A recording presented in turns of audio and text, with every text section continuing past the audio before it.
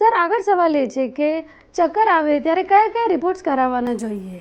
જો દર્દીની વાત અને તપાસ પર અમને એવું લાગે કે એમને લકવો, પેરાલિસિસ અથવા બ્રેન અટેક છે તો એમને MRI કરવું ખૂબ જરૂરી થઈ જાય છે.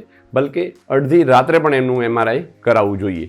પણ જો દર્દીને માઇગ્રેનસ વર્ટિગો હોય, મીનિયર્સ ડિઝીઝ હોય અથવા બેનાઇન પેરોક્સિસ્મલ પોઝિશનલ વર્ટિગો જે સાદા પ્રકારના ચક્કરો હોય છે તો આવા દર્દીઓમાં MRI કરાવવું જરૂરી નથી હોતું.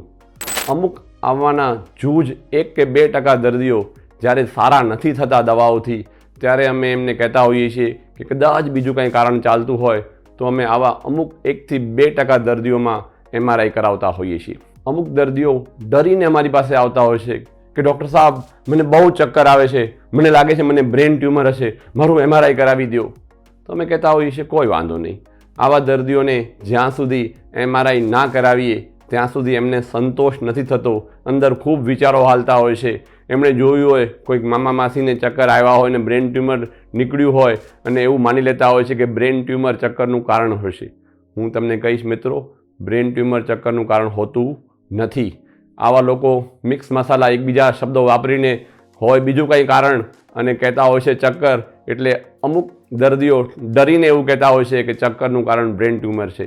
અમે કહેતા હોય છે કોઈ વાંધો નહીં, એક MRIથી આપને સંતોષ થતો હોય એનાથી વધારે શું જોવે. એટલે ઝાઝા ભાગના લોકોમાં MRI કરાવવાની જરૂર હોતી નથી. સર, એક ખાસ સવાલ છે કે શું ચક્કર આવવાનું કારણ માનસિક બીમારી હોઈ શકે છે? અમુક વખતે દર્દી અમને ચક્કરની ફરિયાદ કરતા હોય છે પણ ખરેખર એ ચક્કરનું કારણ તણાવ હોય છે. ઘણા લોકોને ઘરમાં, બિઝનેસમાં લઈને અથવા તો બાળકોના લઈને ઘણા પ્રકારના પ્રશ્નો હોય છે. ઘણા બધા શું કહેવાય લોન લીધા હોય છે અથવા બિઝનેસ ડાઉન હોય, એના લીધે એ લોકો હતાશ થઈ જતા હોય છે. માથું ભારે લાગે, માથામાં ખાલી ચડે, બેચેની લાગે, અણગમો જેવું લાગે, છાતીમાં આમ ભારે ભારે લાગે, ધબકારા વધી જાય, ગમે જ નહીં. એની સાથે થોડા ચક્કરનો અહેસાસ કરતા હોય છે. આવા લોકો ક્યારેક અમને ચક્કરના લઈને બતાવવા આવતા હોય છે. જ્યારે ઊંડાણથી પૂછતા અમને ખબર પડતી હોય છે કે જીવનમાં તણાવ બહુ છે. પણ અમે આવા દર્દીઓને એવું નથી માની લેતા કે માત્ર તણાવ જ કારણ છે. અમે વધારે વ્યવસ્થિત એમની તપાસ અને ઊંડાણથી બીજા ચક્કરનું કારણ ગોતવાનો પણ પ્રયાસ કરતા હોઈએ છીએ. કારણ કે જોવા જઈએ તો તણાવ આજકાલ એટલું બધું આમ કોમન થઈ ગયું છે કે આમ બીજા કારણોની સાથે પણ લોકોને તણાવ બીજું હાલતું હોય અને બીજું પણ કારણ હોઈ શકે.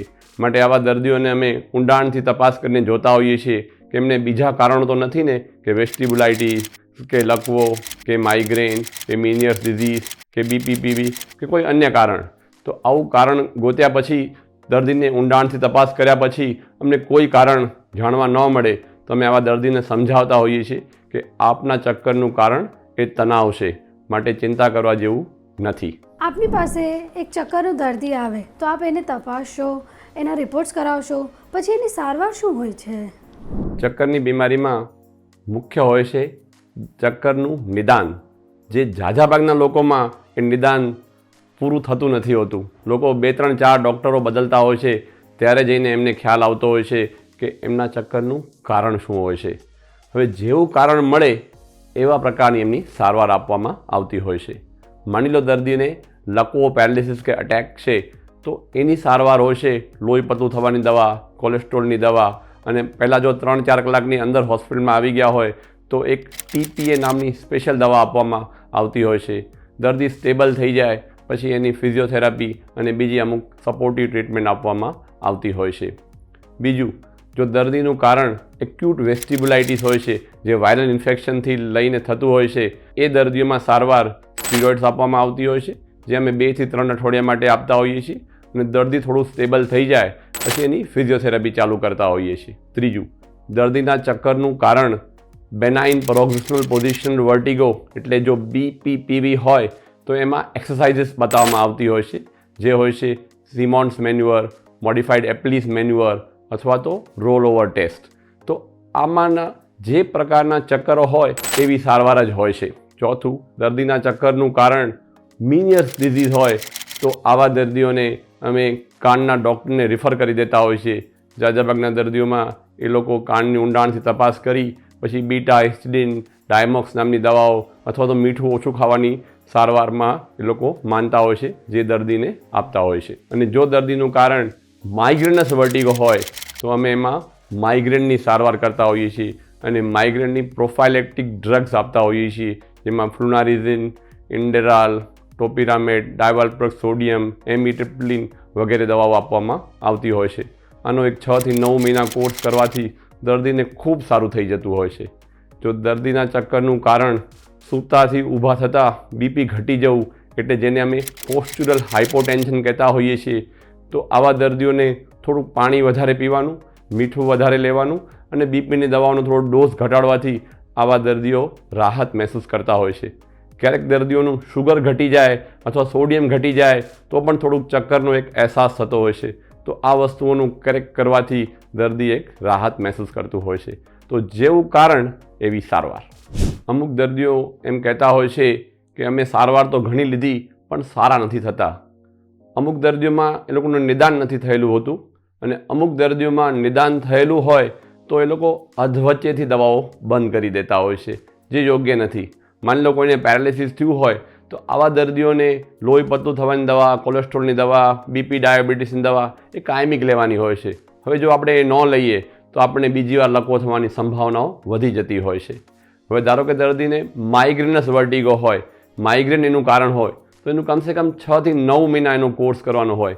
ઘણા દર્દીઓ 1-8 મહિનો દવા લે, થોડું સારું લાગે પછી એમ કે લાવ મારે જોવું છે શું થાય છે બંધ કરવાથી, અને દવા બંધ કરી દેતા હોય છે, જે યોગ્ય નથી. પછી આવા દર્દીઓને વારઘડી ચક્કર આવે અને વારઘડી ઘણા બધા ડૉક્ટરોને એ લોકો ફર્યા કરતા હોય છે અને પછી કહેતા હોય છે કે મારા ચક્કર તો મટતા જ નથી.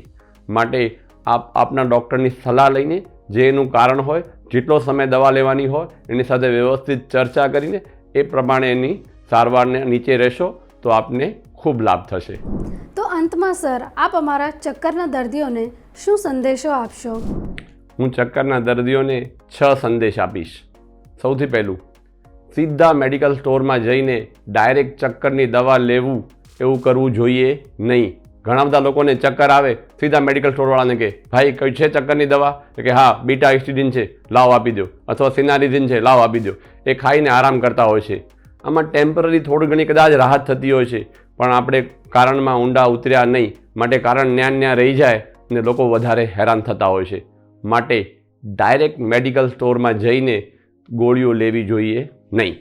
બીજું, તમારે ન્યુરોલોજિસ્ટ અથવા ENT ડૉક્ટરને ચક્કર માટે બતાવવું જોઈએ, જેથી કરીને આપના બીમારીનું નામકરણ વહેલી તકે થઈ જાય ને જે કારણ મળે એ પ્રમાણે આપને સારવાર આપવામાં આવશે. ત્રીજું, જેટલા સમય માટે આપને દવા લેવાનું કીધું હોય છે એટલા સમય માટે જ આપ દવા લેજો. પોતાનાથી એવું નહીં વિચારતા કે મારે લાંબો સમય ન લેવી જોઈએ, દવાઓ ખરાબ હોય છે, દવાઓ કિડની બગાડી નાખશે, એવા આપના વિચારોથી આપ થોડાક હટી જજો. કારણ કે આપ જેને બતાવવા જાઓ છો એ પોતાની ફિલ્ડમાં એક્સપર્ટ ડૉક્ટર છે, માટે એના ઉપર પૂરું ટ્રસ્ટ કરીને જે રીતે એ સારવાર આપે એ રીતે આપ સારવાર લેજો. સર્વાઇકલ સ્પોન્ડિલોસિસ એ ચક્કરનું કારણ હોતું નથી, માટે ડાયરેક્ટ ફિઝિયોથેરાપિસ્ટ પાસે જઈને ટ્રેક્શન લેવું જોઈએ નહીં. ચોથું, થોડુંક બ્લડ પ્રેશર વધારે હોવું એ ચક્કરનું ક્યારેય કારણ હોતું નથી, માટે ઘરમાં બ્લડ પ્રેશરના ઇન્સ્ટ્રુમેન્ટ વસાવ્યા હોય અને થોડુંક બ્લડ પ્રેશર વધારે મળે અને એ કારણ છે એવું માનીને નાની મોટી ગોળી લેવી એવું કરવું જોઈએ નહીં.